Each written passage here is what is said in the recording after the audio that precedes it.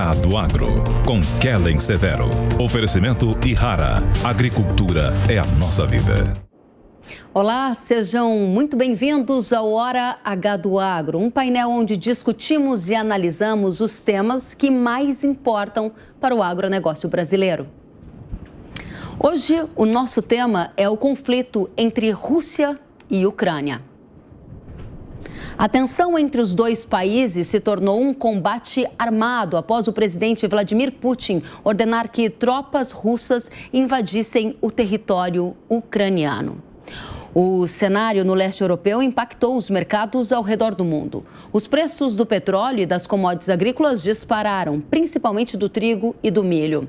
Juntos, Rússia e Ucrânia respondem por 17% das exportações mundiais de milho e 28% dos embarques de trigo. Outro setor com pressão é o de fertilizantes, devido à importância da posição dos dois países na cadeia de fornecimento global. Na edição do Hora H do Agro de hoje, nós vamos analisar também efeitos previstos para o mercado de carnes e cafés do Brasil, já que os produtos estão na cesta de principais itens do agro brasileiro enviados aos dois países. E vamos além, os efeitos na cadeia de açúcar e etanol, economia, também estarão em debate. Para a primeira rodada de análises, nós vamos receber os nossos convidados. Quero saudá-los. Marcos Ianchi, coordenador do Centro, ou melhor, do INSPER Agro Global. Seja muito bem-vindo, Ianchi. Muito obrigado pelo convite. É um prazer estar aqui com você nesse momento difícil que estamos vivendo aí com essa nova guerra inesperada. Muito obrigada pela presença e logo a gente vai conhecer as análises dos nossos convidados. Recebemos também Leones Severo, diretor do Simconsult. Seja muito bem-vindo, Leones. Muito obrigado, é um prazer participar com vocês. Meus cumprimentos aos meus colegas Bruno e Marcos. Muito obrigada, Leones. Saudações também a Bruno Luque, diretor técnico da Confederação da Agricultura e Pecuária do Brasil. Seja muito bem-vindo, Luque. Olá, Kellen, muito obrigado pelo convite. Cumprimento também o Marcos e o Leones. Obrigada, e a gente vai direto ao ponto. Quero saber de você, Ianchi, o que você espera de desdobramento nos próximos dias no confronto que ocorre no leste europeu e efeitos para o agronegócio. Você acredita que a tensão vai diminuir, vai aumentar? O que você gostaria de dividir conosco para começo de conversa? Eu acho que a tensão foi muito além daquilo que a gente estava aguardando, né? Porque, na verdade, é uma invasão de fato, né?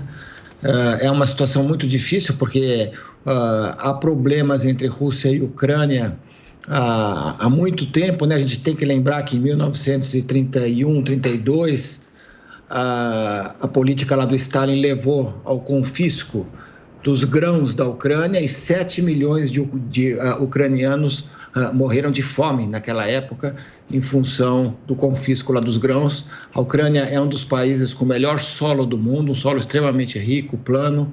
O Hitler tentou invadir a Ucrânia exatamente por isso, né? Invadiu a Ucrânia e agora a gente vê a situação se repetindo. Então eu acho que isso vai ter impacto sim lá nos mercados de energia, nos mercados agrícolas, principalmente nesses produtos que você falou, Kellen, que é principalmente na parte lá de cereais, trigo, milho, centeio, cevada e outros, né? Trigo é o mais impactado, porque esses países chegam a quase 30% do mercado, e quando a gente olha as importações de trigo do Oriente Médio, que é uma região muito frágil, que depende lá de importações, Rússia e Ucrânia chegam a representar 50% do que aquela região compra. Então vai ter impacto, né?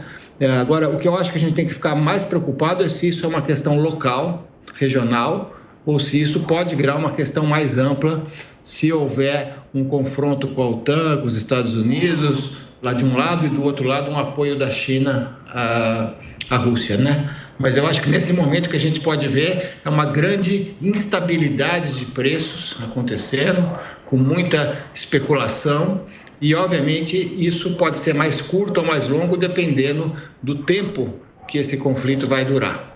Muito bem. Agora, para a gente avançar um pouquinho mais e logo na sequência nós poderemos ouvir o Leones e o Bruno Lucchi, você trouxe aqui a sua perspectiva, né, de tentar entender nos próximos dias se é uma questão local, regional ou se pode virar algo maior. Tem algumas pistas para a gente já entender o seu raciocínio, qual é o seu olhar, a sua expectativa para os próximos dias? Porque a depender se esse confronto escalar, os efeitos potenciais no agro tendem a ser maiores ou vice-versa, né? Qual é a sua visão? Nesse momento, você está enxergando o quê? Chance de escalar ou diminuir a tensão? Yankee. Bom, eu acho que nesse momento a gente deve pensar que vai ser um conflito local, cujo maior impacto são as exportações da Ucrânia. No nosso caso, o produto mais afetado é o milho, né? Vai ser afetado positivamente para o Brasil na medida em que a Ucrânia é o quarto maior exportador depois de Brasil, depois lá dos Estados Unidos, Brasil e Argentina, né? Então, eu acho que realmente é isso que vai acontecer. Agora, esses embargos que estão sendo anunciados e as sanções podem ter impacto bem maior, porque daí já atinge a Rússia, a Ucrânia, né? E pode realmente dar uma escalada, né? E aí a coisa fica muito mais complicada, né? Agora, eu acho que a possibilidade de que isso se estenda para a China e para outros países depende muito de como as coisas vão ser tratadas pelos demais países em relação à Ucrânia, né? Eu acho que o meu maior medo nesse processo, Kellen, é que ele leve a um processo de comércio administrado muito mais intenso do que nós já vimos, né? A gente tem que lembrar que, alguns anos atrás, Estados Unidos e China fizeram um acordo, né, bilateral de aumento de comércio com metas, etc. Foi a política lá do Trump. A gente tem que lembrar que a Organização Mundial lá de Comércio já não funciona mais porque não há a nomeação dos juízes do órgão de apelação, portanto não dá para a gente conseguir reclamar até a última instância.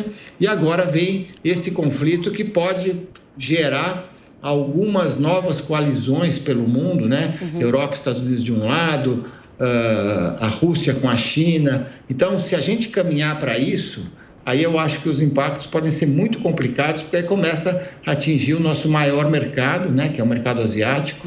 E a gente sabe que a Rússia e os países do leste europeu são os nossos maiores concorrentes potenciais, né?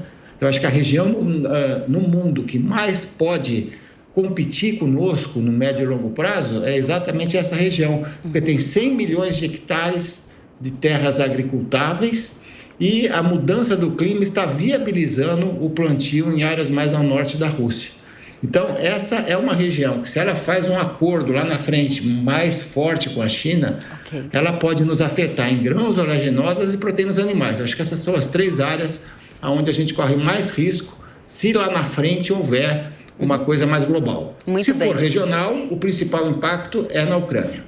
Ótimo. Então, a gente tem uma situação para o caso de haver uma situação mais global, uma situação mais regional. O Yankee trouxe o elemento China. A gente vai entrar nesse tema ainda no programa de hoje, numa rodada na frente. Te agradeço pela participação inicial, Yankee.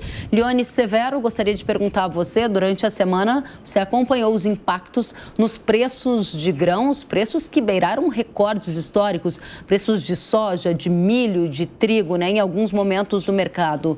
Qual a tendência para os preços de grãos a partir de agora, para trigo, para milho? E você espera uma escalada do confronto ou uma diminuição na próxima semana? Bem, Kelly, o mercado já vinha com esse artista, né? O descolamento dos fertilizantes. Os fertilizantes sempre foram submissos aos produtos agrícolas, né? Poderia ser diferente. Então, eles perderam todas as relações, superaram qualquer expectativa, continuam preços elevados, não há compatibilidade entre os preços agrícolas e os preços fertilizantes. Eu penso que, se o preço dos fertilizantes não cederem, as agrícolas terão que ir buscar essa referência, essa compatibilidade, e isso nos aponta para um preço muito alto, talvez o maior da história. Já tivemos nesses dias um desenvolvimento extra-fundamento, que foi essa invasão. Isso não é um fundamento de mercado, não se impõe, né? Então, por isso que o mercado voltou. Mas o viés altista continua em todos os agrícolas, porque principalmente o milho, trigo e a soja, eles se compensam, eles têm conteúdos substitutivos e também hoje o que se disputa é a área, né? Então, eu espero que todas as commodities continuem em escalada altista simultâneo. Quanto a essa guerra aí, é uma tristeza, mas a gente tem que localizar que os dois lados também cometeram, né, imprudências e avançaram um pouco além do que estava prometido, que foi em 92 com a dissolução da União Soviética, que a Rússia não invadiria a Ucrânia e a OTAN não iria para os países do leste europeu, mas dos 11 países já está em 8, quer dizer, então é um avanço, um despropósito, né? E isso pode ter consequências graves, sim, principalmente naquilo que você falou, que é exatamente os fertilizantes, né? Que a gente é extremamente dependente do fosfato, principalmente, e isso pode ter uma série de consequências, porque ninguém vai plantar no prejuízo, né? Eu tenho recomendado aos meus clientes, olha, vocês têm que esperar uma relação de troca que seja compatível, porque no momento atual só a ponta da tabela que pode oferecer esse negócio de troca, mas não é legítimo, né? Não é legítimo porque nós temos que fazer essa relação com referência à safra do ano que vem, posição de março mais precisamente. Muito bem, esse é um ponto importante para a nossa audiência que acompanha e pergunta muito sobre efeitos para a safra 22-23. Eu continuo com você, Leone Severo, para perguntar, neste momento, qual é a medida, a decisão, a atitude do agricultor? Porque muitos estavam vendo uma relação de troca um pouco melhor à medida que os grãos subiam de preço, mas os fertilizantes estavam estabilizados em patamares ainda altos. Mas a relação de troca havia melhorado na comparação de alguns meses atrás. Objetivamente, eu ouvi de agricultores que em regiões do país não há nem lista de preço de fertilizantes nesse pré-carnaval, porque o mercado ficou tão volátil que as empresas se retiraram de vendas, cooperativas também não disponibilizaram cotações. O que se faz num momento como este? Se espera, porque, na verdade, muita gente até pagou adiantado fertilizante e não recebeu, né? Nós temos um problema grave, que o glifosato, não somos só nós, os americanos ainda têm dificuldades ainda maior, né? Porque nos Estados Unidos o dicamba está aprovado, mas aqui no Brasil não está e qualquer agricultor não aceita porque ele é um exterminador dos vizinhos. Então até se diz que é um produto que oferece guerra de vizinhos, né? Então nós temos essa dificuldade. Naturalmente que as empresas querem introduzir esse produto porque o glifosato vai vencer a patente do ano que vem. E isso cria um problema muito sério para nós. Agora, também lá na Bielorrússia foi decretado força maior, faz parte, né, porque é guerra. Então, nós estamos realmente numa situação muito difícil. O que eu tenho recomendado é esperar, porque é impositivo. Ou os preços dos fertilizantes cedem ou os produtos agrícolas continuam em escalada altista. Muito bem, muito obrigada, Leones, pelas primeiras informações da nossa rodada. Agora eu me dirijo a você, Bruno Luque, que é a pessoa que representa aqui pequenos agricultores, médios agricultores, grandes agricultores. E eu sei que o impacto do cenário de guerra para cada uma dessas categorias acaba batendo de uma forma diferente. Hoje, qual é o principal impacto e qual é a principal forma que você analisa isso para a nossa audiência? Os fertilizantes, como bem destacado pelo Marcos e pelo Leones, é o principal produto nesse momento, né, que nos causa preocupação, visto que a Rússia é um dos principais exportadores desse produto para o mundo inteiro, inclusive para o Brasil, onde nossas importações representam 20% de origem da Rússia. Ela é o segundo maior na exportação de nitrogenados, terceiro de fósforo e potássio. E nesse momento, onde o custo do fertilizante já vinha alto do ano passado, em função dos problemas da cadeia de abastecimento, das cadeias logísticas, é um fator que preocupa ainda mais. Muitos produtores, né, que geralmente fazem as compras no primeiro trimestre, já estavam deixando para fazer um pouco mais para frente, a partir do segundo trimestre do ano, com a expectativa de algum desses produtos reduzirem, caírem de preço, como sinalizava a questão dos nitrogenados. Porém, agora com esse contexto, né, vai caber toda uma revisão de estratégia, né, para ver como esse mercado vai se comportar. Fora isso, a Rússia também é um grande produtor de gás natural, né, que afeta drasticamente não só a produção de nitrogenados, como a produção de defensivos químicos, né, principalmente na Europa, onde muitos produtos também são feitos, tem uma relação muito forte com a questão energética. Então, uma crise energética também, nesse momento, elevaria o custo de alguns defensivos químicos. A alta também do petróleo impacta diretamente não só os custos logísticos aqui no Brasil, não só para o agro, mas para todos os setores da economia, também como as questões ligadas a algumas commodities específicas, né? Na questão do açúcar, que aí você tem uma elevação, uma possível produção de etanol maior, enfim, que aí mexe mais com a questão do preço. Mas, no âmbito geral, né, essa guerra ela traz um aumento de custo generalizado para o setor, que aí eu não coloquei nem as cadeias animais, né, que em função da alta dos grãos também vão ter um aumento significativo no seu custo de produção. E a maior preocupação, além dessa alta de custo, é principalmente com o abastecimento de fertilizante. Era algo que a gente já vinha debatendo desde o ano passado, né, que poderia ter algum problema para a safra 22-23, e agora com essa guerra o cenário fica ainda mais nebuloso, né? Muito bem, são vários os pontos que você coloca aqui, desde que justificam a sua preocupação com o aumento de produção. Agora, um aspecto que eu gostaria de explorar com você é o seguinte: o fertilizante, se ele sobe, o Leones há pouco nos disse, as commodities vão ter que ficar mais altas, as commodities agrícolas exportáveis. O problema é, por exemplo, o agricultor familiar que trabalha com HF, mas também utiliza adubos. Esses vão ficar numa situação muito sensível. Você está vendo algum cenário de prejuízo para cadeias específicas no agro decorrentes desse cenário de guerra? Bem, vai ser algo semelhante ao que nós tivemos no ano passado. As cadeias que trabalham com exportação, que conseguem equilibrar parte da sua receita com as cotações internacionais, elas, vamos dizer assim, que elas sentem com menor intensidade essa alta de custo. Não quer dizer que não vão ter redução de margens. Agora, é muito diferente numa cadeia, como você bem disse, de hortaliças, de fruticultura, numa pecuária de leite, por exemplo, que o mercado principal é o mercado brasileiro, que nesse momento você não tem uma economia crescendo como nós gostaríamos, vindo de uma inflação de 10% do ano passado, que não foi só em relação aos alimentos, mas principalmente o aumento de energia, de combustível, de gás, enfim. Então, a população já teve uma redução do poder de compra. O repasse desse grupo de produtores, independente do perfil, lógico que o pequeno ele tem sempre um capital de giro menor, né, nesse momento, então ele sofre muito mais que o médio e o grande, mas por cadeia produtiva, nós temos um impacto muito maior com essa alta de custos, não só para a questão de fertilizantes, defensivos e ração, mas também combustível, em função da dependência maior do mercado doméstico, onde o repasse de preço ao consumidor é muito mais complicado nesse momento. Então, certamente, esses produtores vão ter um achatamento de margem muito maior que os produtos que são commodities e que têm cotação internacional. Muito obrigada, Bruno Luque. A gente volta agora para falar com o Yankee. Damos início à nossa segunda rodada. Yankee, eu prestava muito atenção, inclusive anotava aqui, sobre algo que você mencionou ainda na primeira rodada, sobre a aproximação entre Rússia e China, numa eventual escalada das tensões lá no leste europeu, para uma questão mais global. Aí a gente tem as chamadas coalizões, foi assim que você nomeou, me corrija se eu estiver errada. E a minha pergunta para você, ela está dividida em duas partes. Primeiro, se você acredita que essa aproximação entre Rússia e China vai ficar ainda maior e que tipo de efeitos de curto prazo ela pode gerar, os de médio prazo e longo você já nos trouxe. E segundo aspecto da minha questão, há uma expectativa por parte de alguns analistas políticos de que depois da Rússia ter invadido a Ucrânia, a China poderia invadir Taiwan. Como você avalia?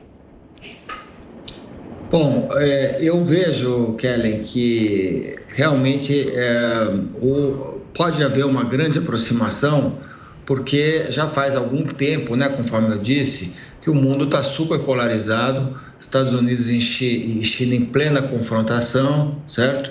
E a China puxou a Rússia para o seu lado, né? A Rússia estava entre ser mais eurocêntrica ou mais asiocêntrica, e eu acho que ela vai ser mais asiocêntrica. A visita do presidente da China ao presidente Putin deixou isso muito claro, né? Ele falou em relações sem precedentes e sem limites, né? Então, realmente, eu vejo aí com muita preocupação uma aliança Rússia-China, né? No caso do agro, nós estamos falando do maior importador de agro do mundo, que é a China, e estamos falando de uma região que tem uma imensa capacidade de expandir produção, conforme eu já disse, cereais, oleaginosas e proteínas animais, principalmente, né? E, inclusive, a Rússia já foi grande importadora de carnes do Brasil e está se tornando autossuficiente e mesmo exportadora nesse momento, né? Então, eu acho que essa aproximação deles, num cenário do mundo dividido em coalizões, pode ser preocupante para a gente no longo prazo, sabe? Acho que esse é um ponto super importante. Agora, eu acho que a realidade da Ucrânia é muito diferente da de Taiwan, certo? Taiwan é para onde foram os chineses que fugiram do regime lá do Mao, né? E foi lá que os Estados Unidos colocaram as suas bases e aí realmente se eles invadem Taiwan, aí eu acho que é uma escalada muito grande de conflito. Eu não vejo a China fazendo isso. Ela já tem controle sobre Hong Kong, mas ela tem problemas com todo o seu entorno. Ela tem problemas com o Japão, tem problemas com Taiwan, tem problemas no Mar do Sul da China, tem problemas com a Índia. Eu não vejo a China caminhando para um controle da sua região como a Rússia quer fazer. A Rússia se sente ameaçada pelo crescimento da OTAN, que tinha 8 membros e hoje tem 30 membros, certo? E acho que houve um erro histórico em não considerar a Ucrânia como um país neutro, como acontece com a Finlândia, né? O fato da Ucrânia querer ser Europa e permitir a entrada da OTAN foi o que levou o Putin a tomar conta dessa área, né? Agora, é muito diferente da realidade de Taiwan, que é uma realidade de fortíssimo apoio americano, né? E eu não vejo realmente uma invasão chinesa naquele país nesse momento, pelo menos. Agora, num processo lá de escalada é outra coisa, né? Quer dizer, aí tudo pode acontecer, não só Taiwan, mas também outros países do leste europeu. Neste momento não é o seu cenário base, como você trouxe para a gente, né? Pelo menos nesse instante. Rapidamente, se você puder, efeitos de curto prazo da aproximação Rússia e China tem algum? Olha, não, eu acho que não, sabe? Eu acho que, na verdade, o único impacto que pode acontecer para nós, que é positivo, é o crescimento do Brasil nas exportações de milho, se tivermos milho suficiente, né? Porque hoje, por exemplo, a China não importa milho do Brasil. E ela vai precisar importar cada vez mais. E ela já vinha comprando da Ucrânia, certo? Então, talvez a gente ganhe alguns mercados nessa área, mas é o que o Bruno disse. Quer dizer, a gente está com problemas climáticos e estamos também com problemas de alta de custos. Muito bem, obrigada, Yankee. Agora a gente vai para uma pergunta da audiência. Vamos ver? A pergunta vem... Vamos ver, da Camila Rezende, diz assim: a soja tem fôlego para chegar a $20 por bushel? Leones, essa é para você, mas tem mais uma ainda e a gente vai colocar ela na tela, olha só. A segunda pergunta, que também eu dirijo para você, para aproveitar o mesmo comentário, vem da Quitânia e ela diz: como ficarão as vendas futuras dos grãos com tudo o que está acontecendo? 2 em 1 para você, Leones. Bem, com relação a $20 por bushel, é bem provável que aconteça, porque dentro desse cenário que se apresenta, pela escassez, nós temos estoques praticamente inexistentes, nós temos essas perdas da América do Sul, da soja, das lavouras da América do Sul, que, se confirmadas, será a maior perda em números absolutos da história da soja em todos os tempos. E isso, naturalmente, como dizia Adam Smith, né, que quanto menor é a oferta, maior é o preço. E isso tem se comprovado através dos tempos. Isso é uma situação, nós já chegamos agora, hoje, por exemplo, o prêmio Chicago caiu, mas o prêmio subiu, nós estamos com 160 de prêmio no Brasil, que é completamente diferente dos anos anteriores, em que o preço disparou em Chicago e o prêmio era negativo. 2012 foi um exemplo, a soja chegou a 17,94 para o bushel e o prêmio era 250 negativo. Hoje nós temos a soja a $16, que já chegou a 17,65 e temos um prêmio positivo de 160. Isso sinaliza que não existe produto suficiente, né? E que o preço de resgate está presente em todos os momentos, desde que iniciou a safra. E se confirmada essa situação da Argentina, do Rio Grande do Sul e do Paraná, que tiveram grandes perdas, e isso naturalmente é mais agravante, porque esses lugares são os maiores produtores, né, esmagadores de soja e grandes fornecedores de subprodutos, farelo e óleo de soja, a situação ainda é mais grave. Okay. Porque a Argentina é o primeiro exportador de farelo do mundo, o Brasil é o segundo e os Estados Unidos é o terceiro. E o óleo, a Argentina é o primeiro. Então nós temos essa defasagem com estoques extremamente baixos. O trigo também tem um estoque extremamente baixo, né, porque de todos os tempos é o menor estoque em relação à utilização que estamos presenciando esse ano. O mercado ainda não processou todos esses fatores extremamente positivos, como é a consolidação da quebra da safra sul-americana, ele apenas até agora processou a alta dos preços dos fertilizantes. E mais recentemente essa guerra, mas isso é extra-mercado e não pode ser considerado. Mas tem boa chance sim, de ser o maior preço da história. Isso significa que pode ser realmente os $20. Agora, isso tem que acontecer no primeiro semestre. Se não acontecer no primeiro semestre, vai ser muito difícil, a não ser que os Estados Unidos tenham um problema também de clima que já está aparecendo também, né, nas planícies do sul. E é muito grave o problema do clima ao redor do mundo. Tem uma expectativa muito grande de mais acontecimentos, né, com relação a isso, né? Obrigada, Leones. A outra pergunta que você fez foi a... Era sobre o mercado futuro, mas de uma certa forma você já trouxe a resposta. Era uma pergunta sobre como vão ficar os mercados. Você trouxe todas as respostas já nessa primeira parte. Eu te agradeço por isso. Também. Vamos em frente então, porque tem mais perguntas da audiência. Olha só, agora é para você, Bruno Luque. Pergunta da audiência e também 2 em 1 para você, Luque. A pergunta é da Miriam Zodi e ela diz: como será o abastecimento de insumos agrícolas no Brasil? Ou seja, muita preocupação em relação ao risco, né, de faltar. E a próxima pergunta vem do Diego Friso. Vamos colocar na tela? A pergunta dele diz: se a guerra perdurar muito tempo, pode faltar adubo para os agricultores brasileiros? As duas estão na mesma direção. Conta pra gente, a CNA tem uma grande preocupação de que vai faltar adubo? Bem, como eu relatei no início, a gente já tinha uma preocupação com esse ano, porque a série de problemas do Covid trouxe uma certa incerteza para o mercado de fertilizantes. Porém, ainda é muito cedo para a gente traçar um cenário de possível falta, principalmente de adubo, ainda para esse ano, né, para a safra ainda 22-23. A gente tem que esperar um pouco mais, até mesmo para saber como vão se comportar essas sanções, né? Os Estados Unidos e outros países já colocaram sanções contra a Rússia, mas nenhuma ligada à questão energética, né? Isso, de certa forma, como eu falei, para a Europa, que depende muito do gás natural, e esse gás natural também é utilizado para a produção de nitrogenado, então isso, de certa forma, é um alívio, né? Porém, pode haver também uma sanção russa contra esses países na questão de fornecimento de fertilizantes, visto que também ela é uma grande exportadora de fertilizantes para esses países. A gente é capaz de a gente ter uma visão melhor, né, se essa guerra se perdurar por mais tempo, como vai se comportar, principalmente nas safras aí do hemisfério norte. Principalmente Estados Unidos e Europa, começa a partir de abril, maio, a gente vai ter uma noção maior dos problemas que possivelmente eles possam ter e algo semelhante que a gente terá no Brasil, né? Então, acho que é um termômetro bom para a gente calibrar essa possível falta de insumo no Brasil. Pelo que a gente tem observado, principalmente do trabalho do Ministério da Agricultura, a ministra tem se empenhado em buscar vários mercados, antes da guerra mesmo, de diversificar ao máximo as origens, né, do fertilizante no Brasil, as importações de fertilizante.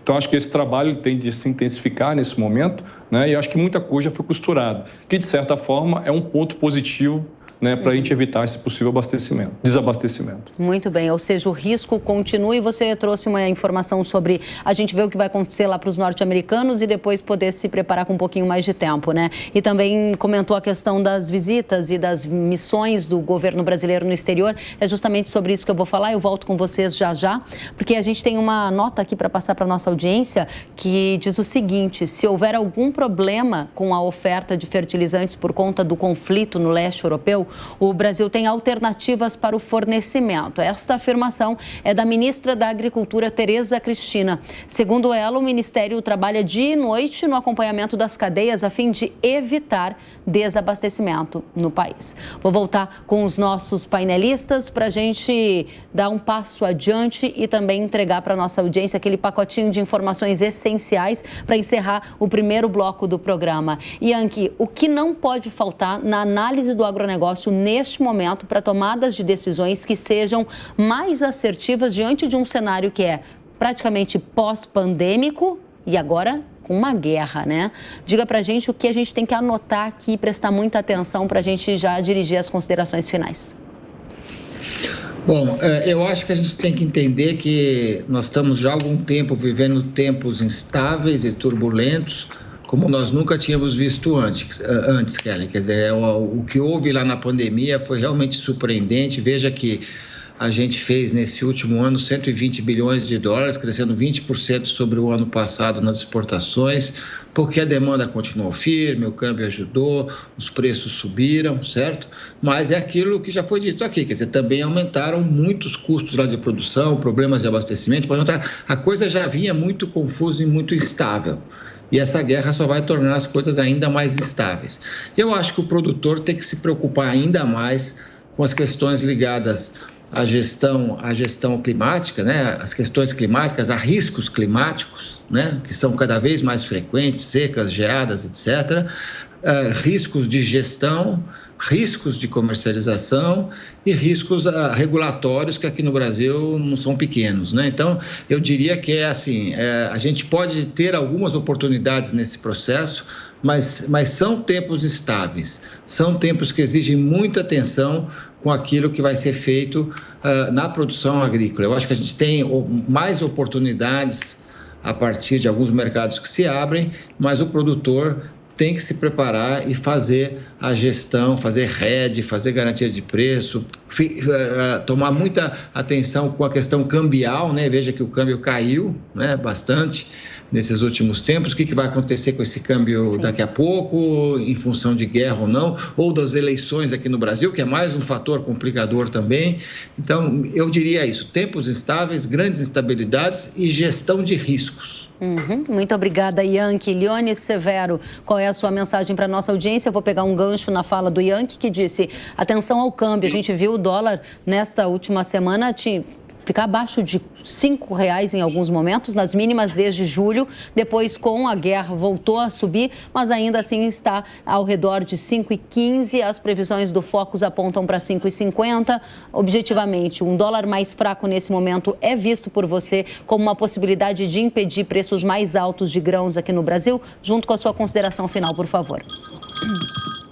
Desculpe, eu não acredito que o dólar vai cair muito, tá? Quer dizer, pelo aumento da taxa de juros americana, pela situação da inflação americana mais alta em 35 anos, eu não acredito que isso vá acontecer, mas é muito difícil saber sobre essa relação dólar-real, né? Eu vejo os chineses valorizando o yuan, eu tenho uma percepção que a moeda mais próxima do dólar dos emergentes é o real, né? O yuan é 6,33, eu não vejo por que deveria valer mais, né? Seria mais valorizado, sendo que a China é 10 vezes a economia brasileira, tem 10 vezes as reservas brasileiras, né? Isso é apenas uma relação empírica, mas faz algum sentido quando a gente percebe essa relação com os demais países emergentes. Então, eu tenho a expectativa que, até porque, né, hoje o Brasil é protagonista, é o maior produtor de soja, exportador, e o preço internacional tem muito a ver com a disposição e a conveniência do produtor brasileiro. Eu tenho alertado isso tem sido efetivo, porque os Estados Unidos já está vencido na área, tem dificuldades da expedição portuária, tem uma série de dificuldades, porque eles têm muitas safras coincidentes, né? Então, eles não têm capacidade de abastecer, por exemplo, o processamento chinês de um mês, só consegue a metade. Enquanto que o Brasil tem 2 grandes safras alternadas e, naturalmente, a qualidade do nosso produto também é superior à americana. Nós temos um prêmio, inclusive, de 20 centavos por bushel acima da soja norte-americana, pela qualidade. Nós temos uma vantagem de frete para a Ásia, Brasil para a Ásia, sobre os Estados Unidos, de $12 por tonelada, né? Chega a ser, às vezes, até 45 centavos. E nós temos que capturar essa vantagem que nós temos, que nós, na maioria das vezes, não aproveitamos. Mas eu sou muito otimista, acho que a China tem essa relação fantástica com o Brasil, e precisa do Brasil, e eles vão continuar demandando muito produto, com certeza. Muito obrigada, Leone Severo. Bruno Luque, vou pegar 2 questões aqui que ficaram na mesa e te dar a oportunidade de trazer as considerações finais. Leone acabou de falar de frete, gostaria de saber como que você está vendo a logística naquela região de guerra, né? Os portos fechados. A gente teve, inclusive, informações de que a Cargill teve um navio atingido por um projétil, e tudo isso gera um ambiente de instabilidade. A própria Bunge, né, parou com as operações ali na Ucrânia. Objetivamente, efeitos da logística aqui para o agro do Brasil. E segundo, uma pergunta que veio da audiência: com toda essa instabilidade, como fica o plano safra, né? Se a inflação sobe, o juro sobe, dá para colocar tudo isso numa consideração final, Bruno? Bem, acho que vou tentar ser bem objetivo. Na questão logística, a gente já teve uma amostra, né, de problemas de portos no ano passado, né, em função da questão do Covid, alguns portos tiveram suspensão do trabalho, faltou container, então as logísticas dos navios foram alteradas. Então, tudo isso pode impactar no encarecimento de frete, né, semelhante ao que nós tivemos no ano passado. Então, o cenário do ano passado ele pode se repetir ainda esse ano de uma maneira mais grave. Em relação ao Plano Safra, acho que aí o produtor, né, esse ano, ele já teve o desafio climático, né, essa seca intensa aí no sul do país e no Mato Grosso do Sul, as enchentes em Minas e parte do Nordeste, né, teve a suspensão do crédito rural agora, no início de fevereiro, que só retomou essa semana parte do recurso do Pronaf, o resto do crédito do Plano Agrícola ainda não tem perspectiva de retomar, então isso já traz uma preocupação maior, e uma Selic que tem uma previsão de fechar o final do ano com mais de 11%.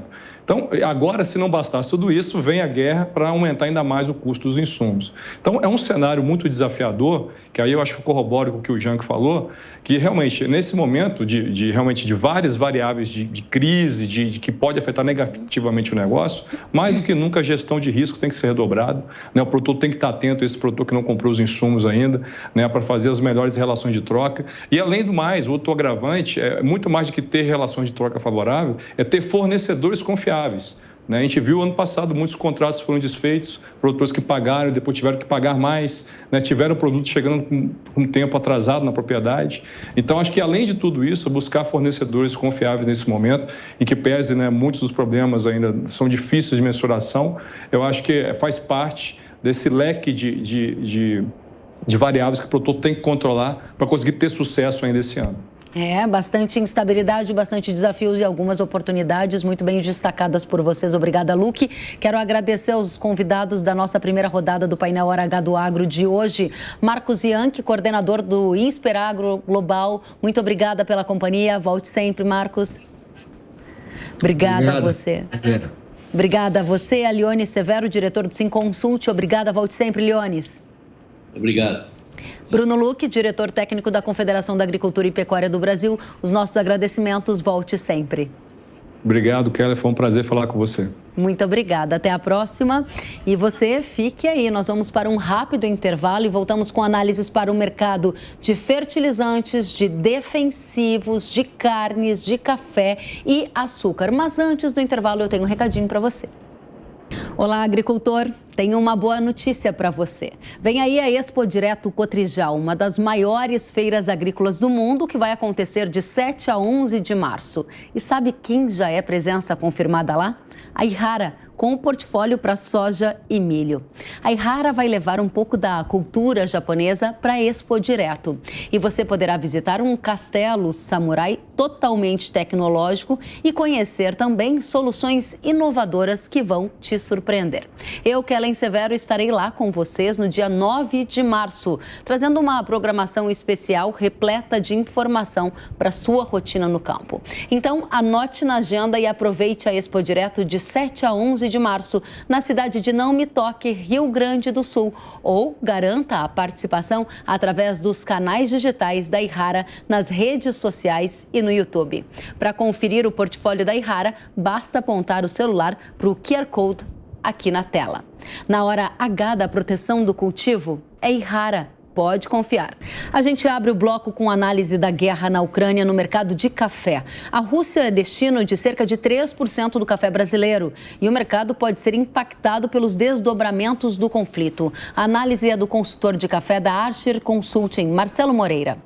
Caso a guerra continue e sanções econômicas voltem a atacar a Rússia, provavelmente a China vai continuar abastecendo o mercado russo através dos seus importadores e não vai deixar a Rússia na mão, pelo que eles estão demonstrando até agora.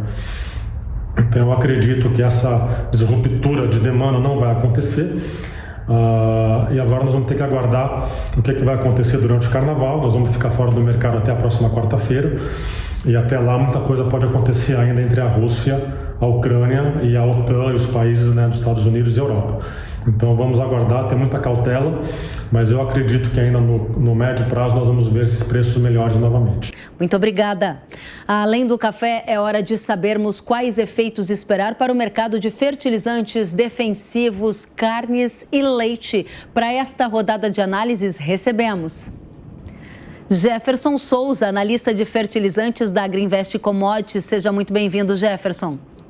Olá, Kelly. Muito obrigado. Maurício Nogueira, diretor da Atenagro. Seja bem-vindo, Maurício. Obrigado, Kelly. André Dias, sócio-diretor da consultoria Spark. Seja muito bem-vindo. Boa noite, Kelly. É um prazer estar com vocês novamente, os colegas. Muito obrigada pela companhia. E a primeira pergunta vem da audiência. Vamos ver. É para você, Jefferson. Olha só. A pergunta é do Marcos Diogo: qual a tendência de preço da ureia e KCl diante da situação entre Rússia e Ucrânia? Conta pra gente, Jefferson, qual é a resposta? Então, Kelly, nós estávamos com uma queda muito forte para a ureia desde o início de 2022.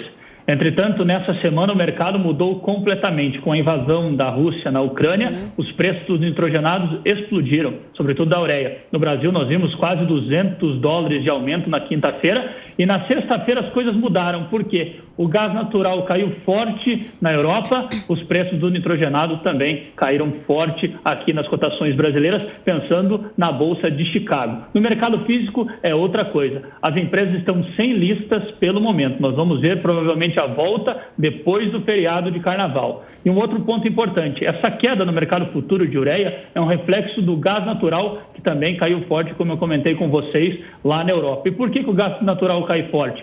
Primeiramente, nós temos uma sanção mais branda por parte dos Estados Unidos, e as empresas de gás natural lá na Europa, elas fizeram grandes compras de gás natural russo, visando o quê? Um abastecimento, caso as sanções impactassem diretamente o mercado de gás natural. Por isso, na sexta-feira, as cotações retraíram quase 30% do gás. A tendência para esses dois fertilizantes é qual, só para a gente fechar? Se nós olharmos a ureia, ela vai ser bastante volátil, nada está consolidado. Ela subiu muito em um dia, caiu muito outro dia, só que se aumentar as sanções envolvendo tanto a Europa como também os Estados Unidos contra a Rússia, o cenário pode voltar a ser de alta, nada está consolidado ainda. Muito obrigada, Jefferson. Mais perguntas da audiência e agora é para você, Maurício. A pergunta vem do Pedro Vurzius e ele quer saber qual o impacto no preço do boi gordo. Qual o impacto da guerra na Ucrânia no preço do boi gordo? Conta pra gente. Kelly, a gente acredita que o conflito, por hora, não vai ter condição nenhuma de impactar. Nós já estamos num cenário de baixa oferta, tanto internacional como aqui no Brasil. Os preços já estão em patamares elevados.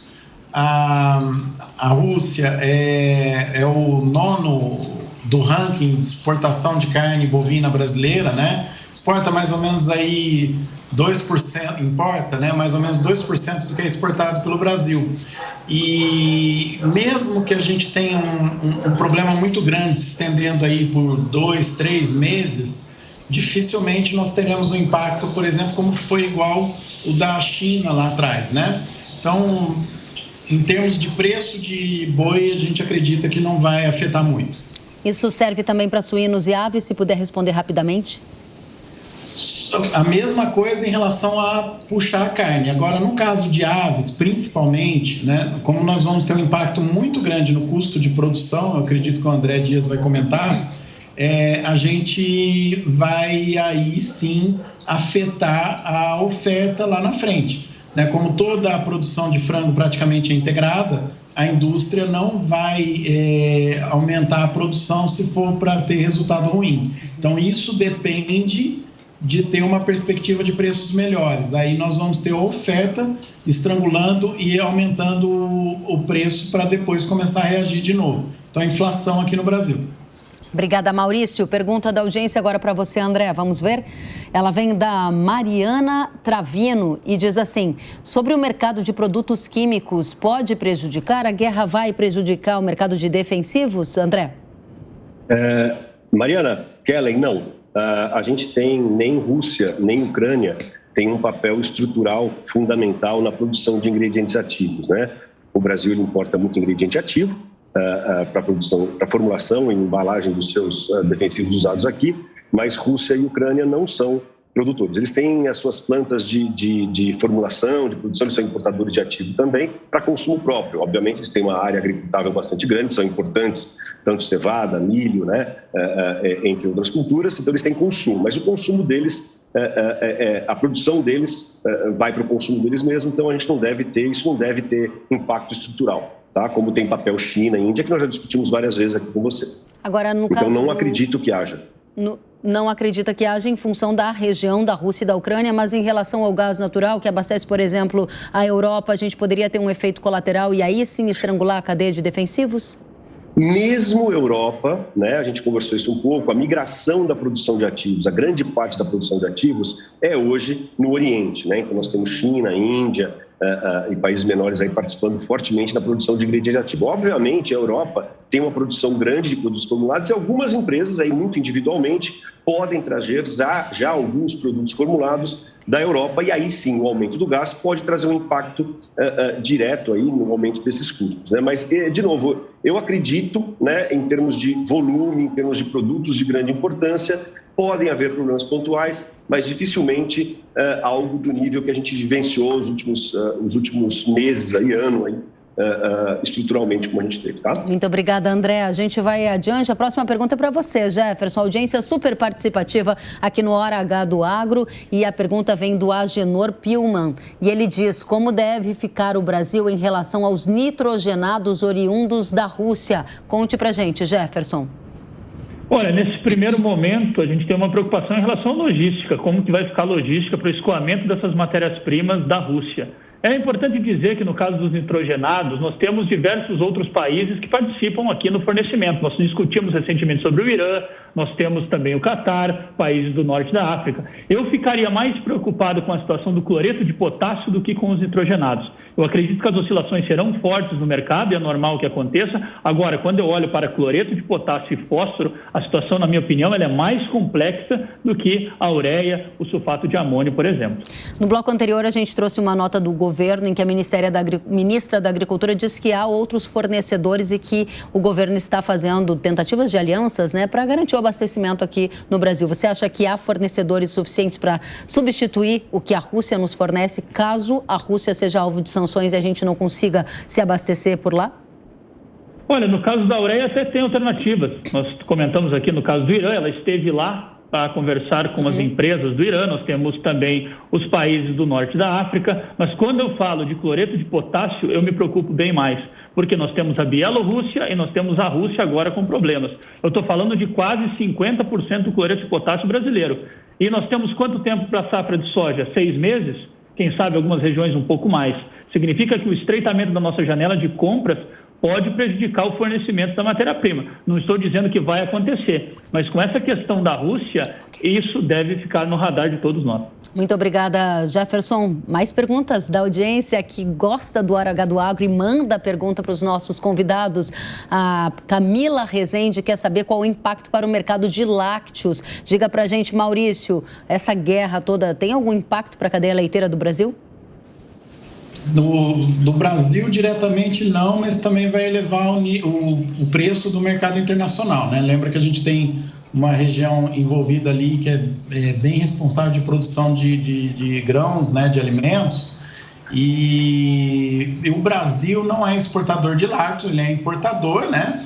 E a tendência até é que a gente consiga cada vez mais atender a nossa demanda com a produção interna. Então, no mesmo raciocínio que o frango, Kelly, nós vamos ter um impacto no custo de produção que vai ser causado aí tanto pelo aumento de fertilizantes como pelo aumento do preço dos grãos, dólar e todas as os outros itens que nós estamos esperando aumento nos custos. Se isso acontecer, a gente pode ter um aumento do preço dos alimentos aqui no Brasil. O aumento do alimento acaba freando o consumo. Isso aconteceria para derivados de leite e também para carnes? Sim, se o produtor começa a ter um custo muito alto, ele vai reagir, né, produzindo menos, diminui um pouco a oferta e acaba aumentando o preço lá na frente. Muito bem, obrigada, Maurício. Mais pergunta da audiência, vamos ver? Pergunta do Fernando Andrade e ele quer saber Opa, no setor de leite, qual o maior impacto? A gente já respondeu aqui do Maurício. Vamos adiante, tem mais perguntas agora sim para o André. Vamos colocar, a pergunta é do Fernando, é isto? Fernando Andrade. Obrigado ao Daniel também, que enviou a pergunta, o Maurício já havia respondido. Fernando Andrade quer saber se devemos aguardar o mercado ou é melhor comprar os insumos agora antes que eles subam mais. Qual é a melhor estratégia, André? Planejamento. A gente comenta, várias vezes nós conversamos sobre isso, né, Kellen? Eu acho que essa é uma decisão muito delicada. Os colegas aqui colocaram um ponto importantíssimo sobre o fertilizante, a situação do cloreto, o aumento de preço indireto, né, de alguns produtos por conta do aumento de custo. Por quê? Porque a Ucrânia e a Rússia são grandes produtores de produtos agrícolas, né? Dependem de produtos agrícolas, exportam. Eu acho que na questão dos insumos no Brasil, como eu já falei, o impacto previsto para defensivo é muito pequeno. Nenhuma das regiões tem influência forte. Porém, a gente está vivendo um momento bastante turbulento ainda, né? Internacional, logística, aumento de preço, etc. Eu acho que o fundamental aqui é um bom planejamento e uma estratégia de compras que garanta o seu hedge, né? A sua segurança. Então, uma parte da compra antes, atrelada à sua produção, outra parte especular, eu acho que faz parte da natureza do produtor, mas sempre com muito cuidado. Muito obrigada, eu volto com vocês já, porque agora a gente vai entrar num outro tema e a gente vai falar sobre o aumento dos preços da energia em decorrência da guerra. Isso pode levar usinas de cana-de-açúcar do Brasil a desviar a produção do açúcar para o etanol. E o resultado está em preços mais firmes no mercado. Vamos ouvir a análise. O mercado de açúcar deverá manter, portanto, o olho muito focado sobre o que vai acontecer no mercado de petróleo, uma vez que isso vai implicar em decisões de mix de produção de açúcar na região centro-sul do Brasil para essa próxima safra 22-23. A Ucrânia em si é um produtor relativamente importante no leste europeu, então talvez seja por isso que o mercado de açúcar vem corrigindo também outros ganhos nos últimos 2-3 pregões, uma vez que há dúvidas sobre o potencial de importações na Ucrânia de açúcar no curto, médio prazo, uma vez que, eventualmente, a Ucrânia precisa de importações de açúcar para cobrir o déficit no balanço doméstico. A Petrobras tem um espaço para ainda subir 20% o preço da refinaria, o que vai representar aproximadamente 8% de aumento no preço do combustível no posto, se ela passar integralmente essa diferença. Então, isso vai trazer, evidentemente, até por uma questão de arbitragem entre o etanol e o açúcar, uma firmeza no mercado do açúcar em nível mundial. Agora, essas coisas todas dependem de por exemplo, se o real continua se valorizando em relação ao dólar e outras questões que são periféricas. Então, mas se tivesse que hoje dar uma opinião firme sobre isso, eu acredito que nós vamos ter uma melhora no preço do açúcar no mercado internacional, mas muito ligado a essa contaminação que o preço da gasolina vai trazer para o etanol e, consequentemente, em sua arbitragem para o açúcar. Muito obrigada. E eu volto com os nossos especialistas para a gente amarrar a mensagem final para a nossa audiência neste programa que cobriu 360, ou seja, analisou cada um dos aspectos que a nossa audiência quer saber. Jefferson, a sua mensagem final para quem está interessadíssimo no mercado de fertilizantes. Compra agora, espera, vai subir mais, não vai? Conta para a gente, você tem 30 segundinhos. Kellen, se o cenário já não era fácil no início de 2022, ele ficou mais complicado ainda. Eu acho que essa é a mensagem que nós temos. Nós não estávamos com 100% favorável, nós tínhamos muitas perguntas ainda. Agora, com essa situação envolvendo o leste da Europa, mais perguntas devem ser feitas daqui para frente, pode ter certeza. Seja mais perguntas do que respostas no momento, né? Muito obrigada, Jefferson. Exatamente. Maurício, a sua mensagem para a audiência de pecuaristas do Brasil. Bom, Kelly, eu vou pegar um gancho no que o André Dias comentou aí de planejamento. Eu acho que o produtor não foge disso, né? Provavelmente, ainda está muito no começo esse conflito, né? Eu acredito, vou tentar ser um pouco otimista, acreditar que isso não vai se estender e nem ir para outros países, espero que não. Se continuar do jeito que parece que está se desenhando, não vai afetar o preço da proteína no Brasil. Então, a gente já está com o cenário dado de preço. mas vai afetar muito o custo de produção. Então, o produtor tem que ter muita cautela, muito cuidado, redobrar a atenção aí e produzir com muito mais zelo do que ele já tem feito nos últimos anos. Obrigada, Maurício. André, é o recado para quem está preocupado com defensivos. Bom, com todas as péssimas notícias que qualquer guerra traz para a gente, qualquer conflito armado traz, a boa notícia é que, em questão de defensivo, nós não devemos ver uma piora do cenário que a gente já viveu esses últimos 2 anos por conta de toda a pandemia, todas as complicações logísticas e aumento de dólar e volatilidade, etc. Então, no caso defensivo, não é por aí que a gente deve se preocupar, né? Então, acho que aí tem uma boa notícia nesse sentido, Kelly. Obrigada a você, André. Obrigada, Maurício. Obrigada, Jefferson. Agradecemos demais pela presença de todos. Até a próxima.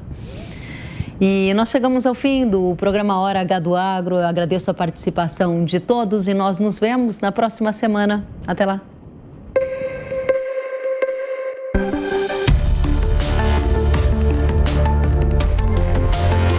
Hora H do Agro, com Kellen Severo. Oferecimento Ihara. Agricultura é a nossa vida.